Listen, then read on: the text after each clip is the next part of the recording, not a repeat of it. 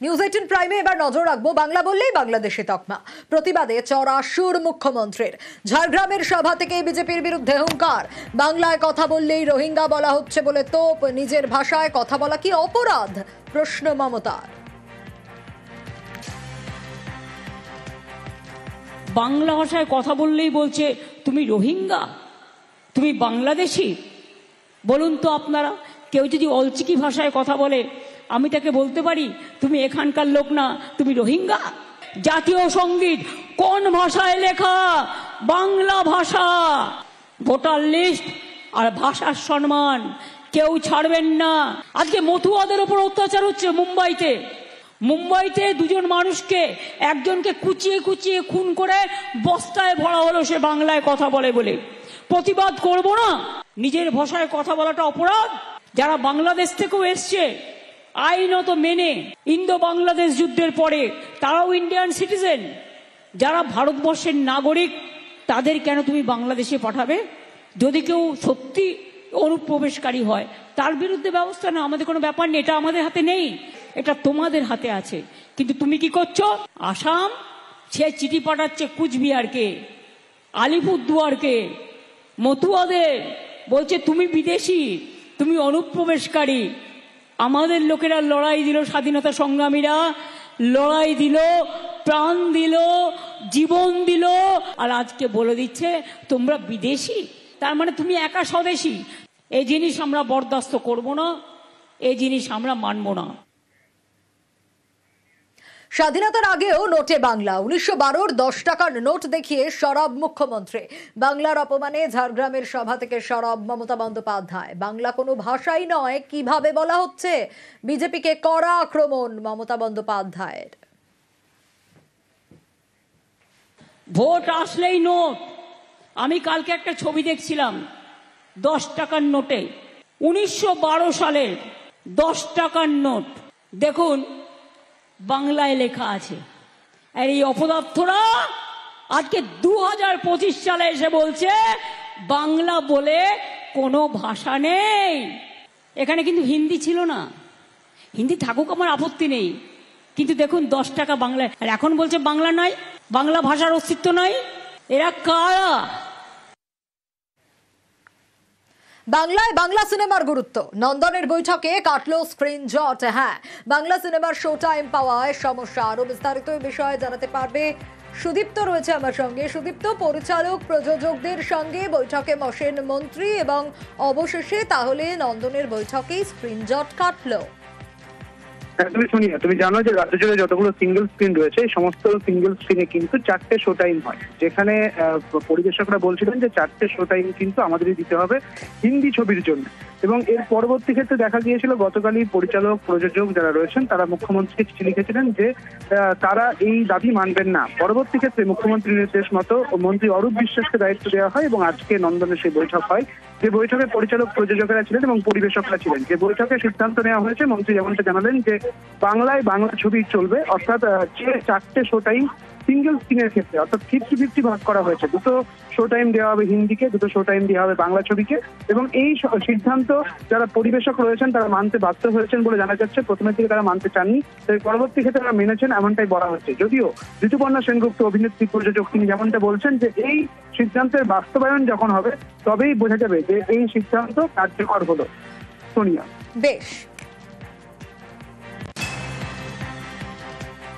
আমরা সবাই চাই যে যেভাবে বাংলা ভাষাকে নিয়ে আজকে বাংলা ভাষাকে গলা টিপে মারার একটা চেষ্টা হচ্ছে, মানে মাননীয় মুখ্যমন্ত্রী আর একটা ভাষা আন্দোলন চালু করেছেন সর্বত্র।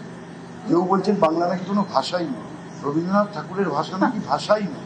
তো সেইটা নিয়েই হয়েছে। আমরা সবাই বাংলা ভাষাকে যাতে আরো বেশি করে বাংলা সিনেমা তৈরি হয়, বাংলা সিনেমা যাতে দর্শকরা দেখতে পান তার যে নিয়ে আলোচনা সেটা করেছেন, সেটা খুব ফলপ্রসূ। এবং আমরা এটুকু বলতে পারি বাংলায় বাংলা সিনেমাই প্রাধান্য পায়। যে বিষয়টা নিয়ে আমাদের আজকে মিটিংটা ছিল যে হিন্দি ছবি, বড় হিন্দি ছবি এলেই বলে যে বাংলা ছবি চালাতে দেবো না, নো শো শেয়ারিং। আমার মনে হয় সেটা বন্ধ হওয়া উচিত, কারণ এই নিয়মটা ভারতবর্ষে কোথাও নেই। মানে এটা না সাউথে আছে, না পাঞ্জাবে আছে, না কোথাও নেই। কিন্তু বাংলার সময় এটা ওরা জোর করে চাপিয়ে দেয়।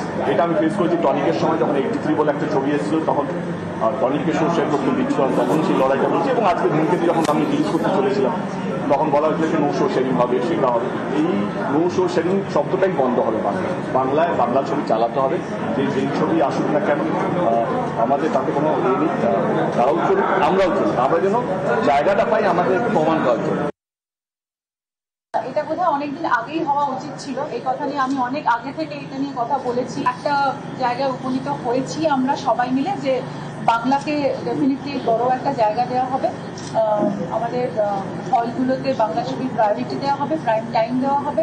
তো এই বিশেষ কিছু উদ্যোগ নেওয়া হচ্ছে। আমি মনে করি যে বাংলাকে যদি সবাই মিলে আমরা বাংলা ভাষাকে ভালোবেসে যদি এই জায়গাটা দিতে পারি, তাহলে বাংলা সিনেমাকে আমরা অনেক দূর অব্দি নিয়ে যেতে পারি। ডেফিনেটলি একটা ভালো উদ্যোগ নিয়েছেন মাননীয় মন্ত্রী ছিলেন অরূপ বিশ্বাস মহোদয়, এবং মুখ্যমন্ত্রীর আদেশে এটা একটা ডিসিশন নেওয়া হয়েছে যে প্রাইম শোতে বাংলা সিনেমাকে দেখানো হবে। তো ডেফিনেটলি বাংলা সিনেমার জন্য একটা ভালো উদ্যোগ, এবং আগামী দিনে আমরা বাংলা সিনেমাকে যাতে আরো বেটার জায়গায় নিয়ে যেতে পারি সেটার জন্য একটা ভালো উদ্যোগ নেওয়া হয়েছে।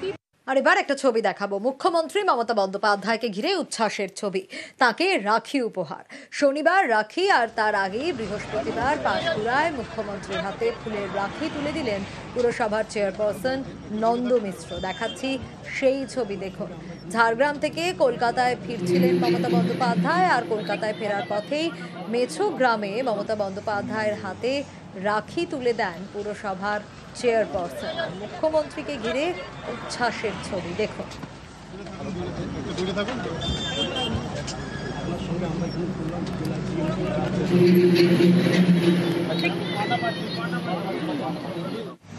আরো বিস্তারিত এই বিষয়ে জানবো, সুজিত রয়েছে আমার সঙ্গে। সুজিত, ছবিতেই ধরা পড়ছে মুখ্যমন্ত্রীকে ঘিরে উচ্ছ্বাসের ছবি। শনিবার রাখি, তার আগে বৃহস্পতিবারই তাকে রাখি উপহার। পশ্চিম মেদিনীপুর এবং ঝাড়গ্রাম সফর শেষ করে মুখ্যমন্ত্রী আজ যাচ্ছিলেন, এবং এই জাতীয় সড়ক ধরেই যাচ্ছিলেন, এবং এই চেনা একটা ছবি দেখা যায় যেখানে কিনা নন্দকুমার মিশ্র, যিনি পুরনো দিনের তৃণমূল নেতা, পাঁশকুড়া পুরসভার প্রশাসক, তিনি তার দরবার নিয়ে তৃণমূল কর্মী সমর্থকরা হাজির ছিলেন, এবং সাধারণ মানুষজনও ছবিতে দেখতে পাবে যে উচ্ছ্বাস নিয়েই তারা কিন্তু দাঁড়িয়েছিলেন।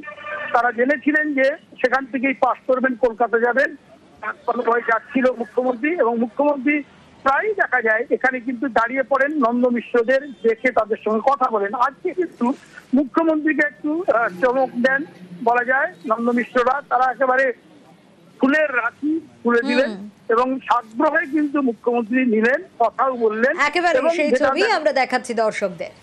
আর এবার নজর রাখবো দিল্লিতে সাংসদদের সঙ্গে বৈঠক অভিষেক বন্দ্যোপাধ্যায়ের। লোকসভার দলনেতা হওয়ার পর প্রথম সংসদে অভিষেক। স্পিকারের সঙ্গে সাক্ষাৎ ডায়মন্ড হারবারের সাংসদের। দিল্লিতে সাংসদদের সঙ্গে বৈঠক অভিষেক বন্দ্যোপাধ্যায়ের। লোকসভার দলনেতা হওয়ার পর প্রথমবার সংসদে অভিষেক। আরো ডিটেইলে বিষয়ে জানবো, মৈত্রেয়ী রয়েছে আমার সঙ্গে। মৈত্রেয়ী, দেখো, অভিষেক বন্দ্যোপাধ্যায় তাকে দলনেতার দায়িত্ব মুখ্যমন্ত্রী মমতা বন্দ্যোপাধ্যায় তুলে দেওয়ার পর আজকে প্রথমবার তিনি সংসদে এসেছেন, এবং এসেই পুরনো সংসদ ভবনে তৃণমূলের যে পার্টি অফিস, সেই পার্টি অফিসে তিনি আসেন, এবং তারপর তিনি স্পিকার ওম বিড়লার সঙ্গে দেখা করতে যান। দলের নবনিযুক্ত চিফ হুইপ কাকলি ঘোষ দস্তিদার এবং ডেপুটি লিডারের কে সঙ্গে নিয়ে, এবং তারপর তিনি ফিরে আসেন, এবং এই মুহূর্তে যে তৃণমূলের পার্টি অফিস সেখানে তিনি সমস্ত সাংসদদের সঙ্গে বৈঠকে বসেছেন। এবং যেটা আমরা সূত্র মারফত জানতে পারছি যে আজকে তিনি সাংসদদেরকে তিনি যেভাবে দেখতে চাইছেন আগামী দিনে লোকসভায় সাংসদদের পারফরমেন্স, সেই বিষয়ে তিনি একটা গাইড করে দেবেন, এবং তিনি কিভাবে এবার চালাতে চাইছেন সেই বিষয়ে একটা দিক নির্দেশ তিনি দিয়ে দেবেন বলে জানা যাচ্ছে। বেশ।